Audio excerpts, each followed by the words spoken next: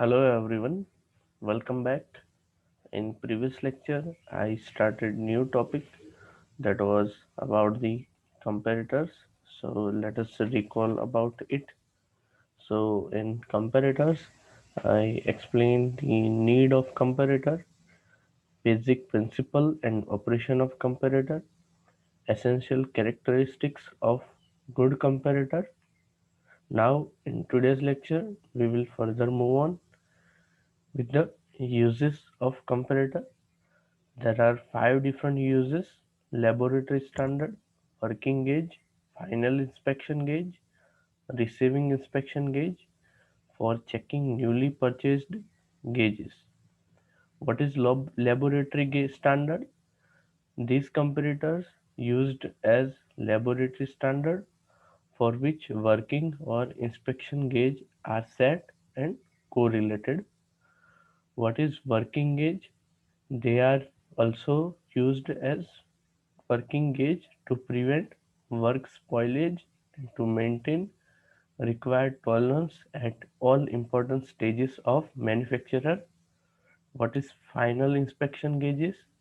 These are the used for the selective assembly of production parts where it is necessary at the final stage. What is receiving inspection gauge? The receiving inspection gauge comparator are used for checking parts received from outside sources.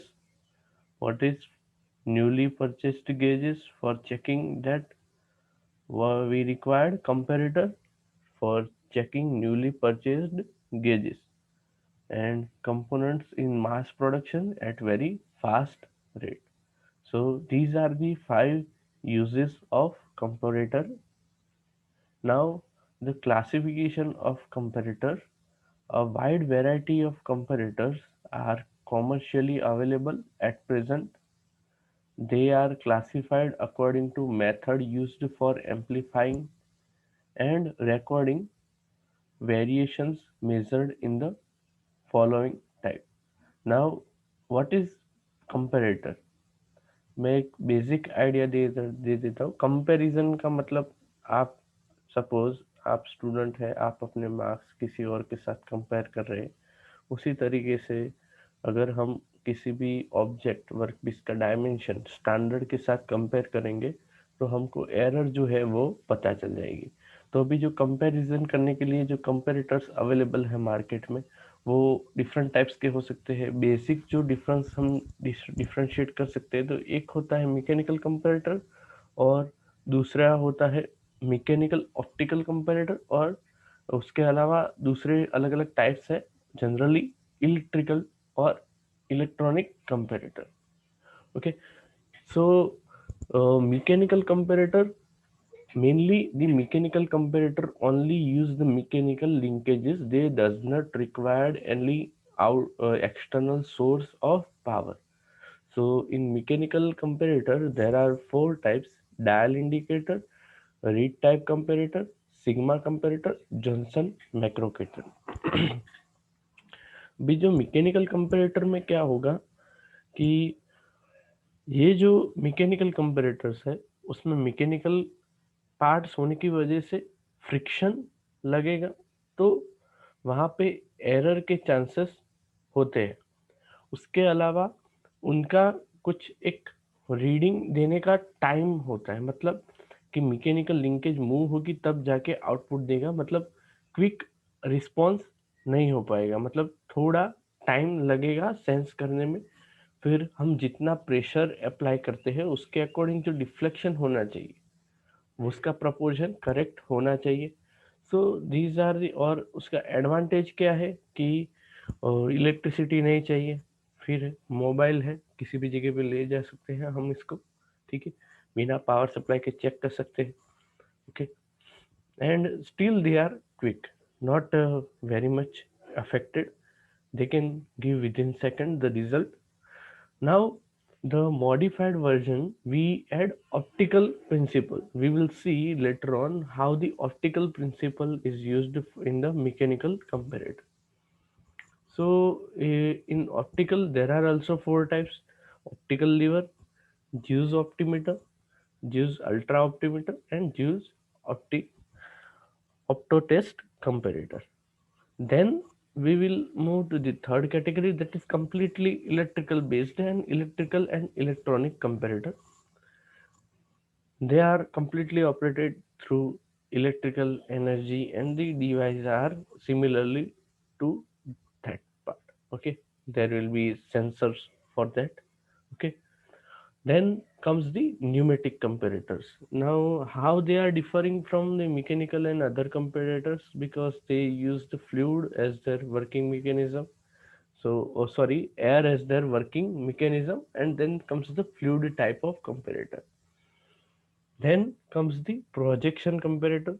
Projection comparator is different from the optical comparator. Okay, so based on the projection, we will able to compare the two objects. Then multi-check comparator, automatic gauging comparator, electromechanical comparator. They are the modified form, which means suppose there is a dial indicator and we have the electronic display. Sorry for that. So that becomes the electromechanical comparator. Then high sensitive comparator.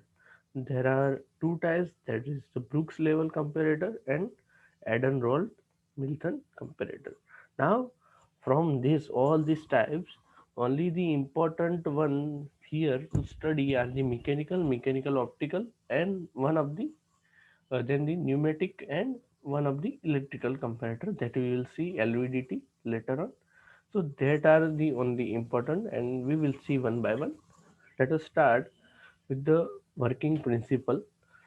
So principle of working of the mechanical comparator employs mechanical नाम पर से ही पता चल जाएगा कि mechanical means से हमको क्या करना है, जो हमारा रीडिंग है उसको मैग्नीफाई करना है through the small movement of measuring stylus. जो भी हमारा मेजरिंग स्टाइलस है उसकी हेल्प से जो मूवमेंट है उसको मैग्नीफाई करना है।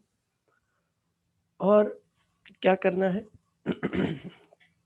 जो भी स्टैंडर्ड डायमेंशन और एक्चुअल डायमेंशन है उन दोनों के बीच का डिफरेंस हमको चेक करना है। वी ये जो कंपेरेटर्स है, magnification of the small stylus movement is obtained by means of levers, gear trains, rack and pinion और combination। नाम ही मैकेनिकल है तो यहाँ पे पार्ट्स भी मैकेनिकल ही यूज करेंगे, लीवर यूज करेंगे, gear train, rack and pinion and combination of these parts. Some other parts are also used. We will see step by step. The usual magnification obtained by these comparator range from, इनकी range कितनी है 250 से 1000 तक।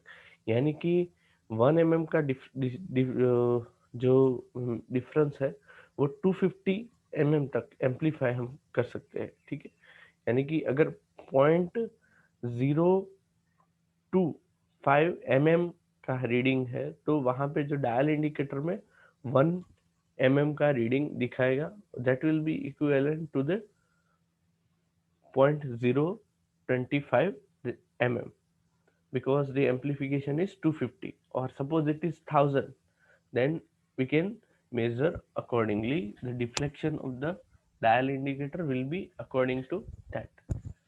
So there are four types. We will see first one with the dial indicator, then we will see the reed type mechanical, then Johnson macrocator and Sigma comparator. In today's lecture, we will see about the dial indicator. So first of all, let me show you the figure of the dial indicator. Here you can see the dial indicator and how it is used for the comparison. First, we will use the block of slip gauges, and after the setting the zero reading, we will move the slip gauges from here and we will keep the component over here. If the workpiece is having the lesser size or it is a greater size, the deflection will be shown on the dial indicator. Now the here the various parts, first with this the gauge head, this one is the spindle, this one is the stem, this one is the graduation over here, this one is the long pointer. Long pointer gives the very small deviation and the large deviation is given by the short pointer. Okay, if the one complete revolution is completed, then short pointer will move by 1 point. Then the scale mark plate limiters over here, cap, outer frame, and these are the inside. This is the inside mechanism of the dial indicator. So here is the inside mechanism of the dial indicator. Now the here the center portion is over here. This is the our spindle, or we can say the plunger, which is having connected with the coil spring, which is used to retain to its original position. Or this coil spring is basically that the contact pressure does not becomes greater. That's why this coil spring is used. And here is the hair spring is used to regain its to original position. And the pinion gear arrangement is given, as you know that the gear arrangement, why use gear train? To amplify something. Gear train are basically used for any amplifying the motion. So what will happen if the plunger is displaced by the small amount? What will happen? This pinion will be rotating over here. Is this rack, यहाँ पे जो plunger है उसके ऊपर यहाँ पे rack होगा, उस रैक की वजह से क्या होगा कि ये जो हमारा पिनियन है वो मूव करेगा। पिनियन के साथ में लार्जर गियर होगा, लार्जर गियर के साथ में एक स्मॉलर पिनियन, और उसके साथ एक दूसरा लार्ज गियर, और उसके साथ ये स्मॉल वाला पिनियन। तो यहाँ से यहाँ तक की जो मोशन ट्रांसफर होगी वो एम्पलीफाई होके डायल इंडिकेटर में शो करेगी। तो उस तरीके से हमको एम्पलीफाइड रिजल्ट मिलेगा। सो अभी आप ये पूरा जो वर्किंग है वो यहाँ पे आप देख सकते हो कि मैंने यहाँ पे सब लिखा हुआ है कि ऐसे आप लिख सकते हो कि सबसे पहले क्या लिख सकते हो कि ये एक simplest type of mechanical comparator है, डायल इंडिकेटर। फिर उसके अंदर क्या आता है, इस consist of base with rigid column rising from its rear. फिर an arm is mounted on this column and it carries a dial gauge at its outer end. Then the arm can be adjusted vertically up and down along the column. An anvil or a work table is mounted on the base, which provides reference on which the workpiece are placed during measuring operations. Such a simple comparator is ideal for checking of components with tolerance of up to plus or minus 0.05 mm. In its operation, indicator is set to 0 by use of slip gauges representing the basic size of part. The part to be checked is then placed below the plunger of the indicator. The linear movement of plunger is magnified by means of gear and pinion train in sizable rotation of the pointer. Now, the variation in the dimension of the part from the basic size is indicated on the dial. The dial indicator is generally used for the inspection of the small precision machine parts. The dial indicator with various attachments may be used for large number of works. With V-block attachment, it can be used for checking out the roundness of the cylindrical work part. So the all up to points I have explained with the figure. The last point says that the large number of work can be compared, and V-block attached, it can be used for checking the roundness of the cylindrical part. Cylindrical parts की roundness check करनी हो तो उसके लिए भी हम dial indicator का use कर सकते हैं. So this is it for today's lecture. Thank you very much for listening me carefully. Have a nice day.